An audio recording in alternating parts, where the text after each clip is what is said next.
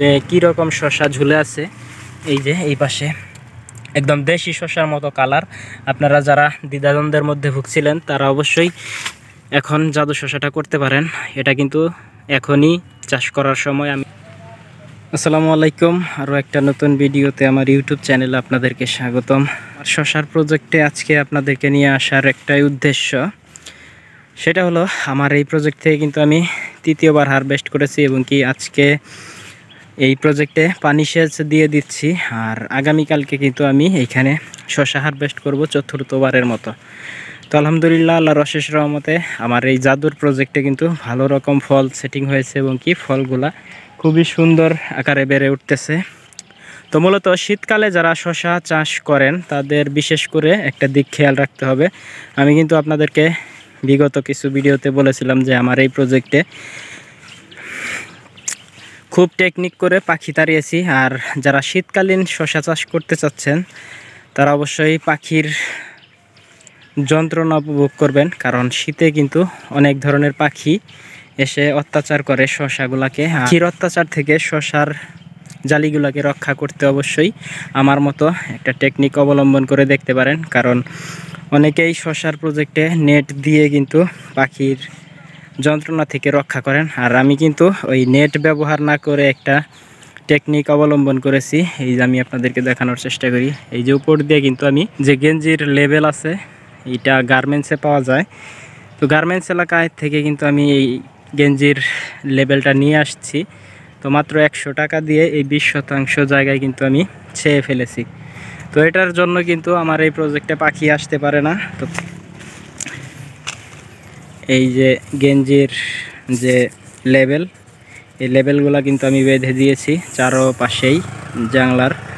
তো এই লেবেলগুলো কিন্তু যখন রোদ ওঠে তখন কিন্তু খুব ঝিকমিক করে এবং কি বাতাস এলে এটা দোল খায়। আর দোল খেলে কিন্তু পাখিগুলো আসতে পারে না, খুবই চমৎকার দেখা যায় কিন্তু দূরে থেকে। তো এই জন্যই আর কি পাখিগুলো আসতে পারে না। এই প্রজেক্টে একটা শসাও কিন্তু নষ্ট করতে পারেনি পাখি। তো আমি এইভাবেই কিন্তু গত বছর বেগুন চাষ করেছিলাম, ওইখানেও এই গেঞ্জির লেবেল দিয়ে কিন্তু আমি পাখি তাড়িয়েছিলাম। পাখির অত্যাচারে আমি অতিষ্ঠ হয়ে গেছিলাম। তো আমি একটা টেকনিক অবলম্বন করেছিলাম, তো সেই টেকনিকটাই কিন্তু এবছর আমি অবলম্বন করেছি। আমার এই প্রজেক্টে প্রচুর পরিমাণ পাখি আসতো। তো প্রথম অবস্থায় 2-1টা ফল নষ্ট করেছিল, তারপরে কিন্তু আমি এই প্রজেক্টে এই গেঞ্জির যে লেবেল, এই লেবেলগুলো দিয়েছি। আর লেবেলগুলো দেওয়ার কারণে কিন্তু একদমই পাখি মুক্ত আমার এই প্রজেক্ট, পাখি আসেই না। তো আপনারা যারা শসা চাষ করতেছেন, পাখির অত্যাচারে আপনাদের জালিগুলাকে রক্ষা করতে পারতেছেন না, তারা অবশ্যই এই টেকনিকটা অবলম্বন করে দেখতে পারেন। এটা কিন্তু ভালো একটা কাজে দেবে। তো এই 20% জায়গায় কিন্তু পুরা নেট টানাতে 4 থেকে 5 হাজার টাকা আমার খরচ হতো, সেখানে কিন্তু মাত্র 100 টাকায় পাখি নিয়ন্ত্রণ করতে পারছি। তো আলহামদুলিল্লাহ, আল্লাহর অশেষ রহমতে এখন পর্যন্ত আমার প্রজেক্টের বর্তমান পরিস্থিতি খুবই ভালো আছে। পাখির অত্যাচার আমি অতিষ্ঠ হয়ে গেছিলাম, পাখির অত্যাচার থেকে আমি এখন একদমই মুক্ত আমার এই প্রজেক্ট। তো আপনারা টেকনিকটা অবলম্বন করতে পারেন। আমি আপনাদেরকে দেখানোর চেষ্টা করি যে আমার জাদুর প্রজেক্টে কীরকম ফল আবার সেটিং হয়েছে এবং কি ফল হারভেস্ট করা যাবে। তো আমি আপনাদেরকে এখন দেখানোর চেষ্টা করব ভেতর সাইডটা। অনেকেই কিন্তু আমাকে বলে থাকেন যে ভাই সরাসরি ভিডিও দেখান। তো এই যে দেখতে পাচ্ছেন সরাসরি আমি আপনাদেরকে দেখানোর চেষ্টা করি যে প্রচুর পরিমাণ ফল সেট আপ হচ্ছে। এই যে এইগুলো সেট আপ হয়ে গেছে। এই পাশে আসলে পানি দিয়ে দিচ্ছি। শসা কিন্তু চায় পানি, আর পানি দিলে কিন্তু শসাগুলা দ্রুত বৃদ্ধি পায় এবং কি পানিগুলা এই শসার ভেতর চলে যায়। আর শসার ভেতর চলে গেলে কিন্তু শসাগুলা ওজন বৃদ্ধি পেয়ে বড় হয়ে যায়। তো এই যে দেখতে পাচ্ছেন পানি সেচ দিয়ে দিচ্ছি। তো আপনারা যারা শসা চাষ করতে চাচ্ছেন তারা অবশ্যই এই দিকটা খেয়াল রাখবেন। যারা নতুন তারা অবশ্যই এই দিকটা অবশ্যই খেয়াল রাখবেন, কারণ পানি যদি না দেন প্রজেক্টে শসা কিন্তু অত বাড়বে না। আমি কিন্তু ড্রেনে প্রত্যেকটা হারভেস্টের পরই কিন্তু ড্রেনে পানি দিয়ে দিই এবং কি হারভেস্টের আগের দিনও পানি দিয়ে দিই। যেহেতু আগামীকালকে হারভেস্ট করব এই প্রজেক্ট থেকে, হারভেস্ট করার জন্যই কিন্তু পানি দিয়ে দিচ্ছি শসাগুলাকে ওজন বৃদ্ধির জন্য। তো দেখতে পাচ্ছেন যে কি রকম শসা ঝুলে আছে। এই যে এই পাশে একদম দেশি শসার মতো কালার। আপনারা যারা দ্বিধাদ্বন্দ্বের মধ্যে ভুগছিলেন তারা অবশ্যই এখন জাদু শসাটা করতে পারেন।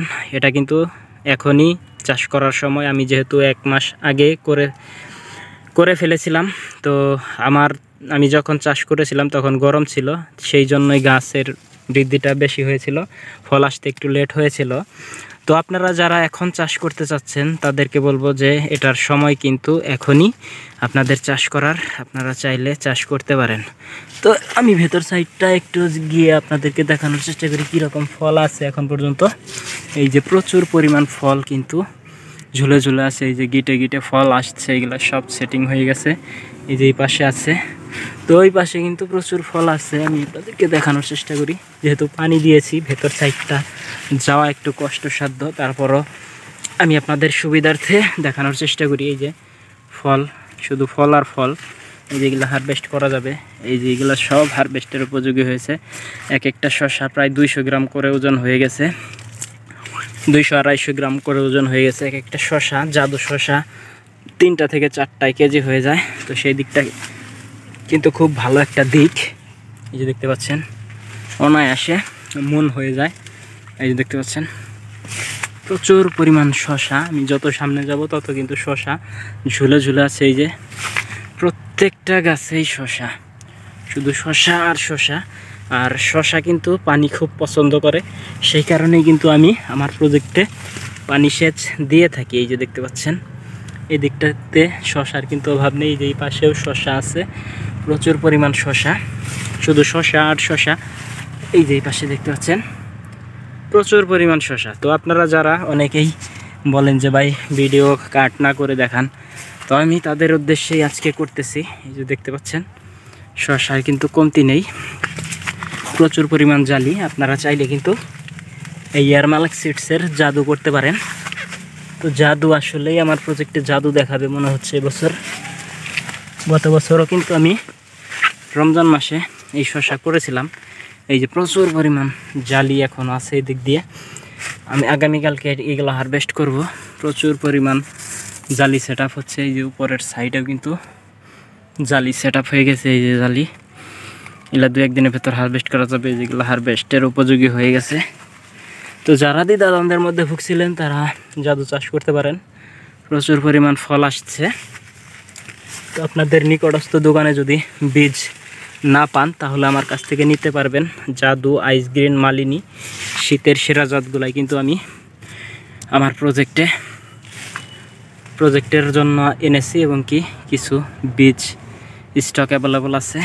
আজকে কিন্তু বীজ ঢুকেছে আমার কাছে। তো আজকে কিন্তু আমার হাতে এসে পৌঁছে গেছে বীজ জাদু, আইস গ্রিন এবং কি মালিনী, একদম নতুন লটের মাল।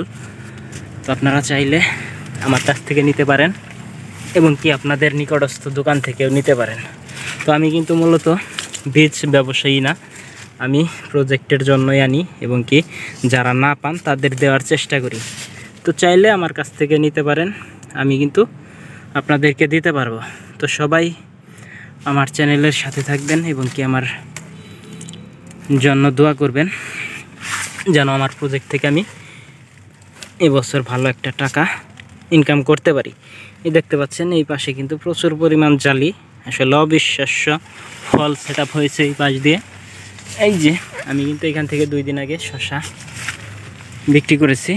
তো 2 দিন আগে বলতে আমি এখানে বৃহস্পতিবারে শসা তুলেছি বিকেলে, এবং কি শুক্রবারে বাজারে নিয়ে বিক্রি করেছি আড়তে।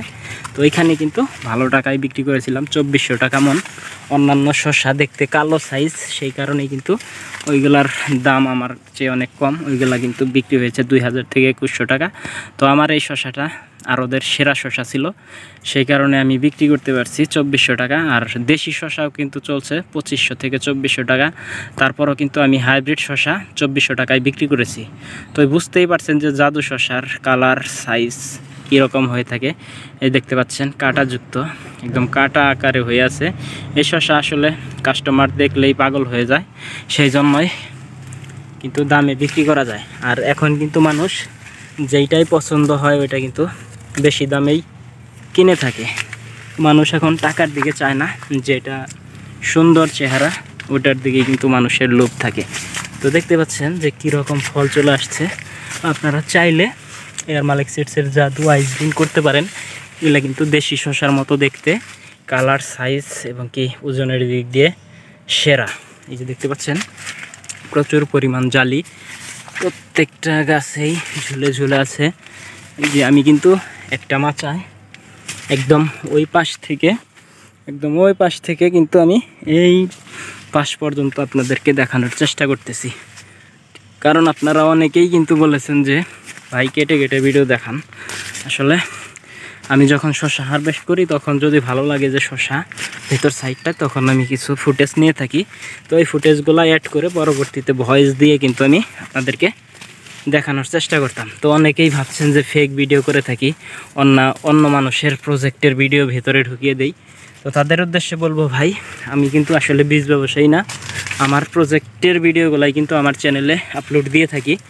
তো দেখতে পাচ্ছেন কীরকম সুন্দর শসাগুলা, একদম সাইজ, কালার 100 তো তাদের উদ্দেশ্যে বলতে চাই যে ভাই আমার প্রজেক্টের ভিডিওগুলাই কিন্তু আমি দিয়ে থাকি।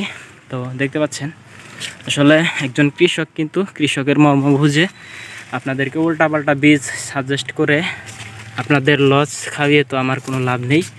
তো আমার উদ্দেশ্য যে কোনো কোম্পানিকে প্রমোট করা না, তো আমার চোখে যেটা ভালো মনে হয় সেটাই আমি বলে থাকি। তো দেখতে পাচ্ছেন খুবই সুন্দর ফলন হয়েছে। এই যে পাশ দিয়ে কিন্তু এই জালিগুলা সেট আপ হয়ে গেছে, প্রত্যেকটা জালি সেট আপ। এই যে পাশে শুধু ফল আর ফল, প্রচুর পরিমাণ ফল। এই যে পাশে এই সাইডেও আছে, এই যে দেখতে পাচ্ছেন শসা। তো আমি আপনাদেরকে দেখানোর চেষ্টা করলাম একটা বেড ঘুরিয়ে। তো এরকম প্রত্যেকটা বেডেই কিন্তু ফলের অভাব নেই, ফলনেরও কমতি নেই। তো প্রত্যেকটা গাছেই ফল সেট আপ হয়ে গেছে আলহামদুলিল্লাহ।